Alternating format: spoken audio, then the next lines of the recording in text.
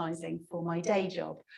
So I'm the coordinator for the Centre for Forest Protection, which is a collaboration led by Kew Forest Research and funded by BIFoR.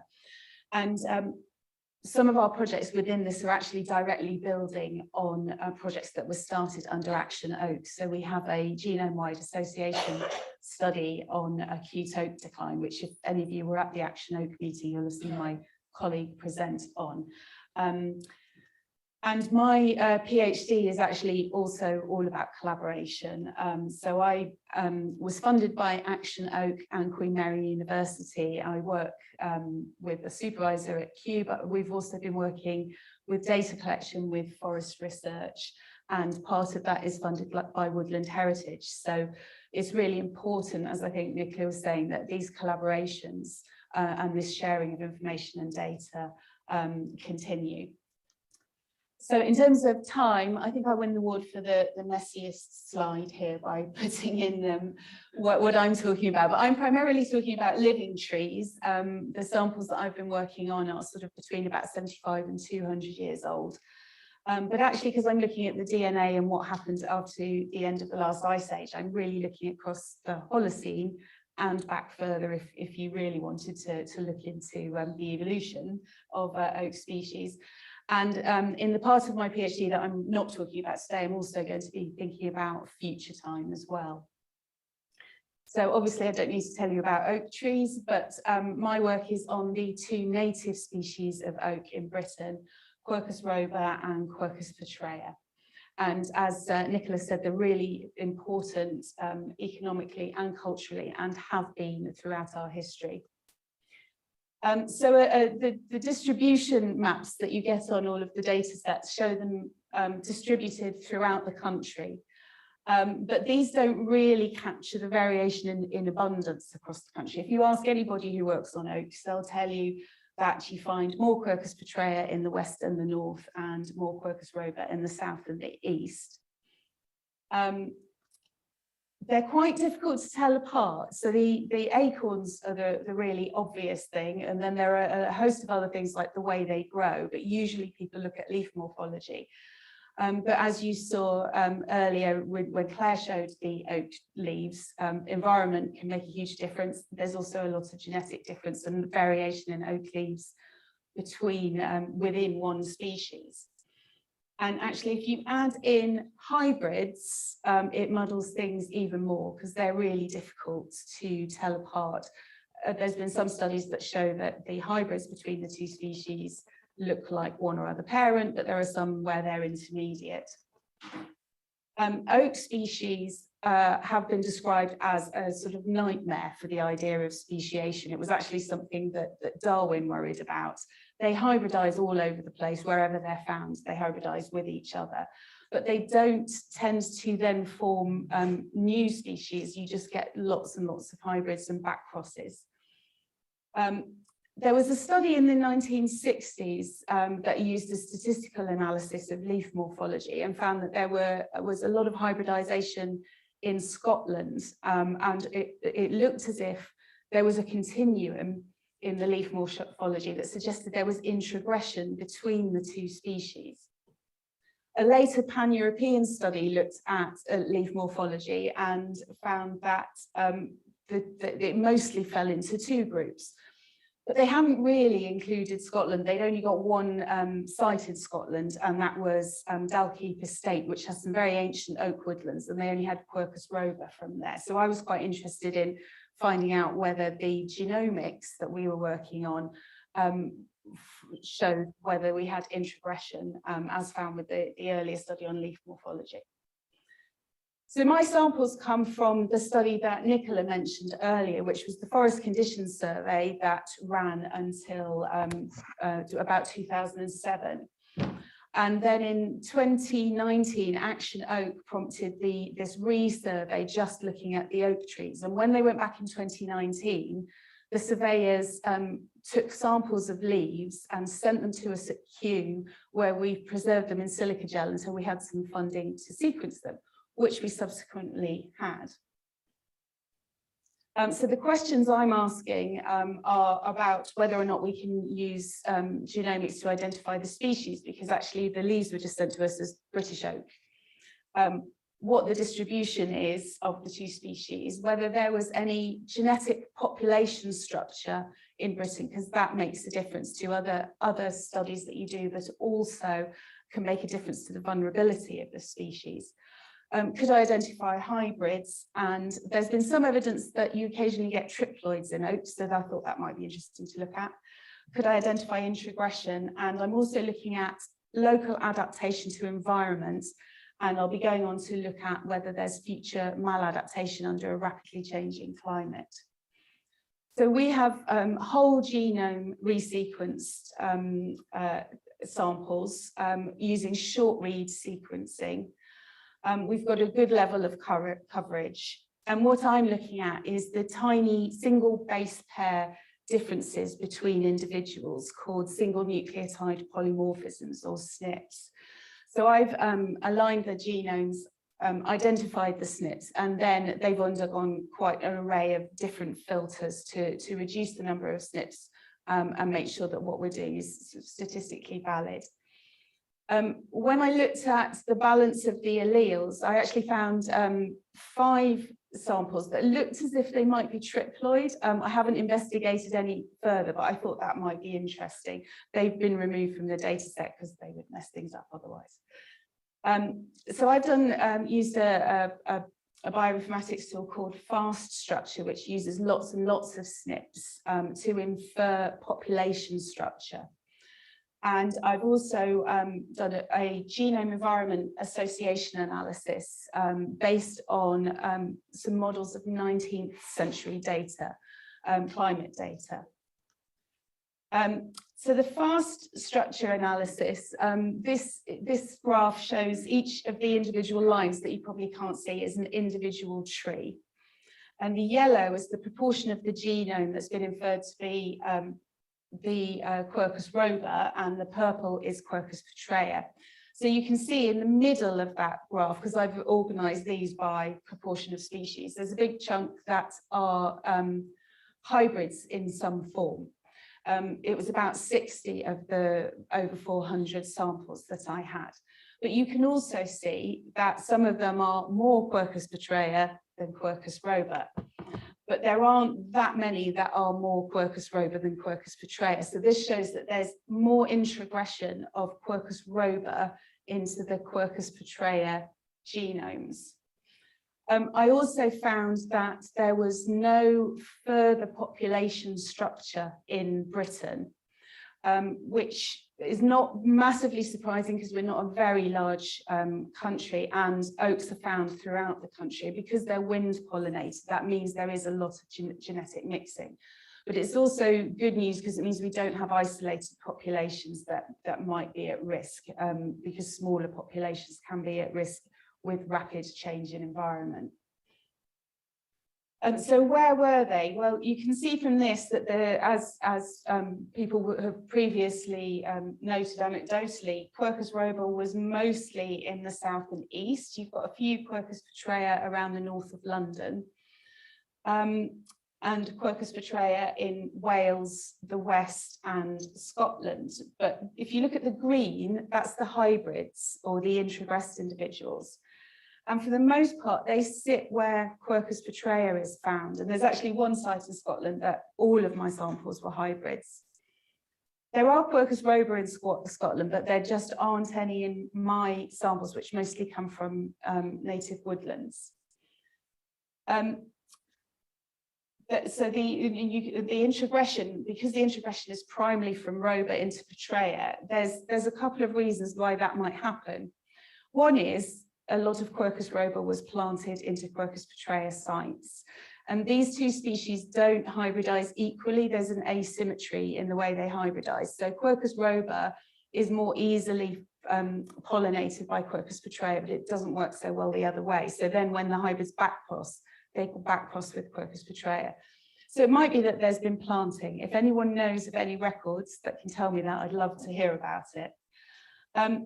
But there's another idea that's been shown in other parts of Northern Europe, where you get to more northerly latitudes, you do tend to get these introgressed areas.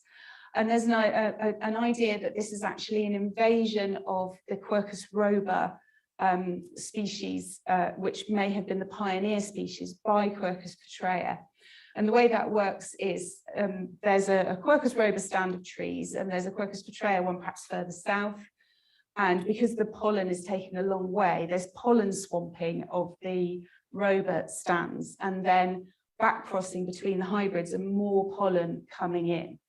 And by that means, the Quercus petrea can expand its range. So it sort of invades a robur area, and then that species gets established in that area and then may well move beyond it.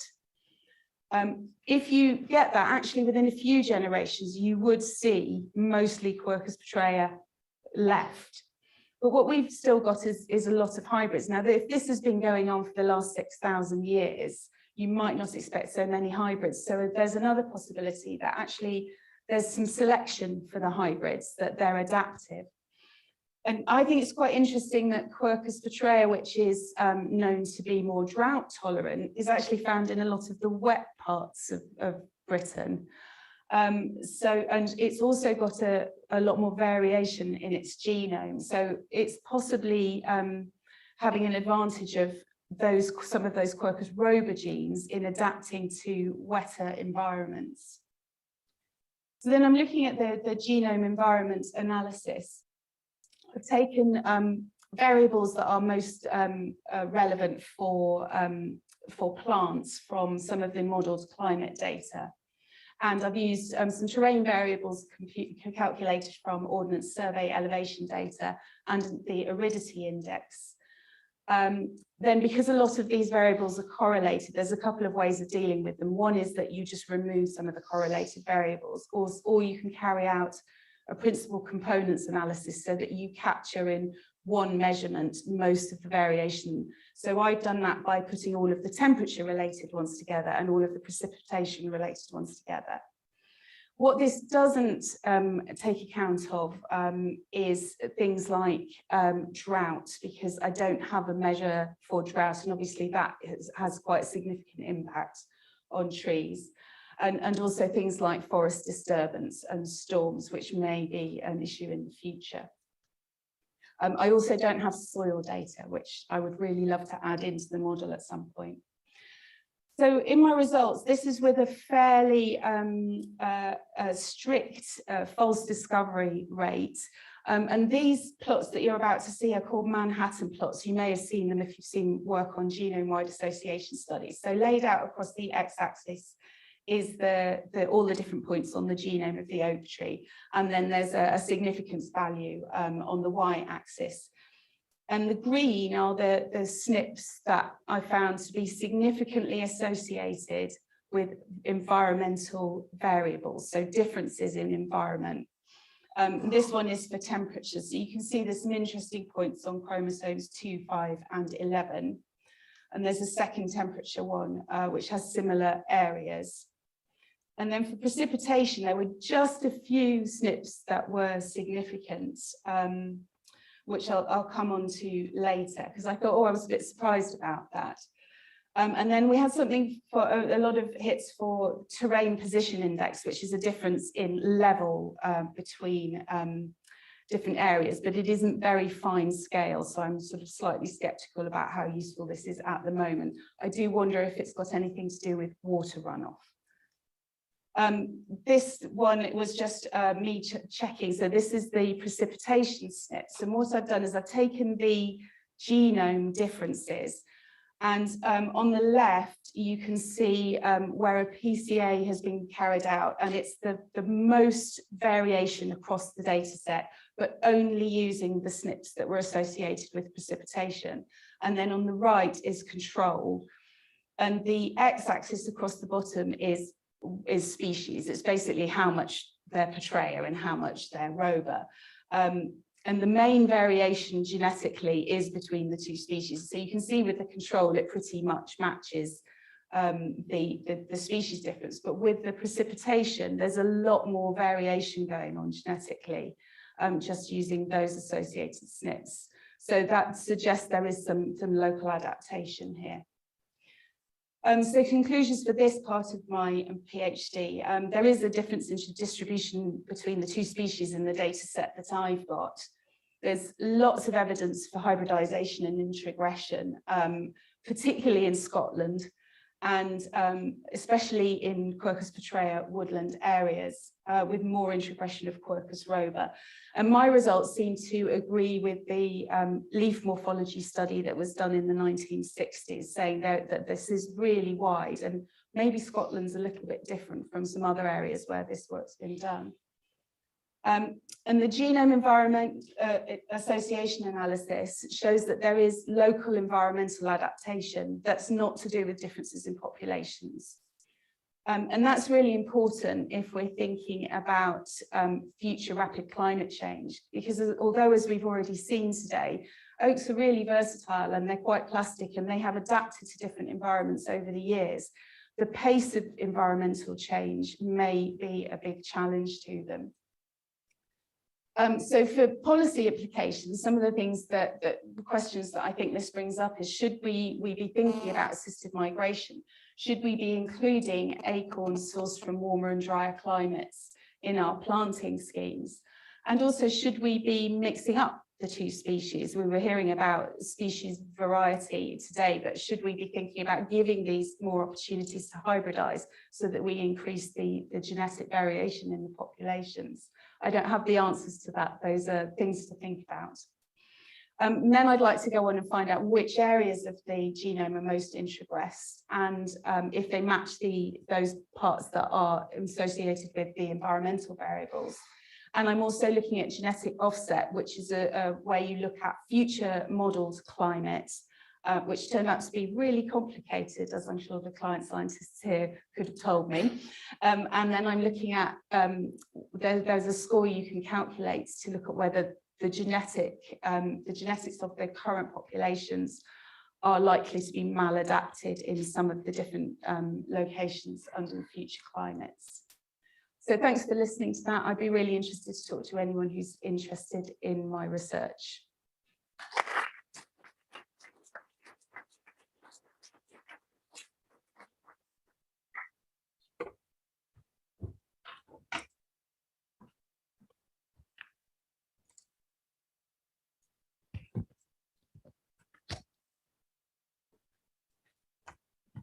Great, fantastic talk, Louise. Thank you. So I think we've got some questions now. So Sabrina was just giving me the heads up on these. Okay, thank you. So speaker one, Nicola. So we have, are there any further oak diseases globally that you think represent possible future threats for arrival in the UK? Absolutely. So we identified 90 different possible threats on the UK Plant Health Risk Register.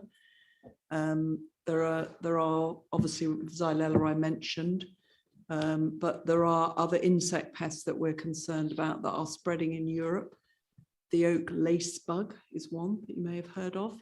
So that's particularly hot on the radar. Every time we understand that the threat is changing, we'll look at the risk assessment again. The UK Plant Health Risk Group will assess these threats on a monthly basis. So the oak lace bug, we know that is moving closer. So we'll be looking at that again, checking that we're doing everything we can in terms of the regulation to keep it out, checking that we're prepared in case we do find it, and then checking that we've got the research and evidence needs to manage it on a long-term basis. Thanks.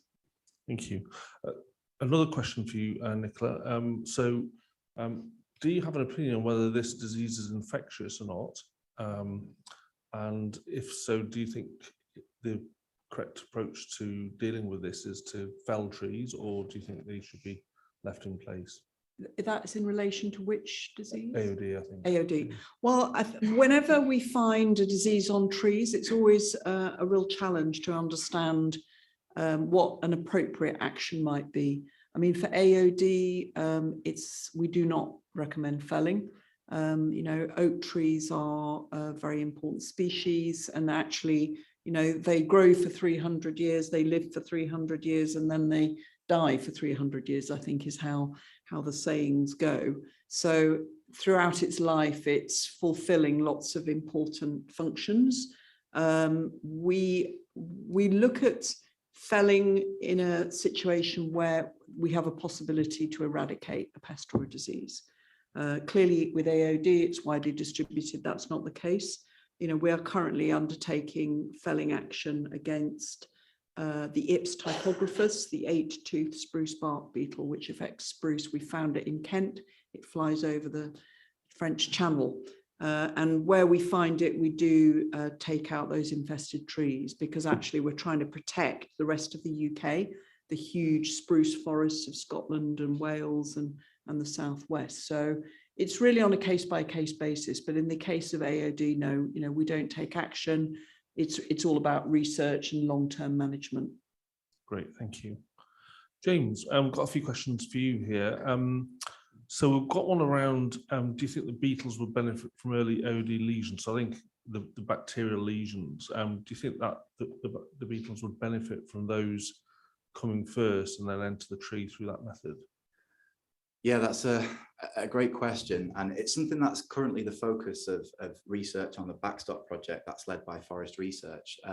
So the beetle, obviously the adult beetles are in the canopy of those trees, and when they're ready to oviposit their eggs, they come down from the canopy onto the trunk. And there's some research currently being undertaken at Rothamsted Research, where they're trying to look at whether there are volatile cues within the oak trees that actually are telling those insects that there's something going on here. So maybe bacterial volatiles are attracting the beetles to the trees. It's a bit like a chicken and egg scenario. We're not quite sure what happens first, whether the beetles come to the tree because there's some necrosis happening, or whether the beetles actually enter the tree and that causes the necrosis. So we don't have a clear answer on that yet, but it's intensive research is being done to try and answer that exact question. Perfect, thank you. And kind of related also, you talked about the enhanced Brunera growth in the presence of the beetle. And so there's a question around whether you think it's specifically because of that beetle, or do they respond similarly to other insects? Well, damage, but other insects, I guess. Yeah, again, another great question. So that's something that we don't know. We're in the process currently of trying to narrow down the list of chemical compounds in that mix that was used to try and identify the specific compound or compounds that cause this interaction. And then the next logical step in the research would then be to see if other insects have that same compound and could have the same effect. But it's quite a painstaking process. It's taken Marine probably 2.5 years to get to that stage. And we've got this really interesting data now. Of course, the project's finishing, so we're trying to finish up loose ends, but they're the next things to do is to identify the compound and see how widespread it is in insects. It could be specific just to Agrillus bigotatus, or it could be that most borid insects produce this compound. So we don't know. Okay, thanks, James. Louise, so there's a question around the GWAS. So have you run it with the two species separately to see if the same genomic loci are associated with the environmental variables that you tried out? What the genome environment? No, that's on my to-do list, because I think that would be quite interesting. The method I use, the latent factor mixed models method, does actually take account, because you tell it that there are two species there. So the hits with the environment take account of any differences between the species genetically to begin with, but so it'd be interesting if I do run it just on individual species without hybrids as well, if there are any differences in that. Great, thank you. And one more question, I think the last one for the session. So if you're looking at the genome sequences of the hybrids and digressions, would you be able to tell the identity of the parents from those sequences? No, there are other methods to do that, but not what you can do with these whole genome and SNPs is you can tell relatedness. So I have run a relatedness analysis, because if you've got a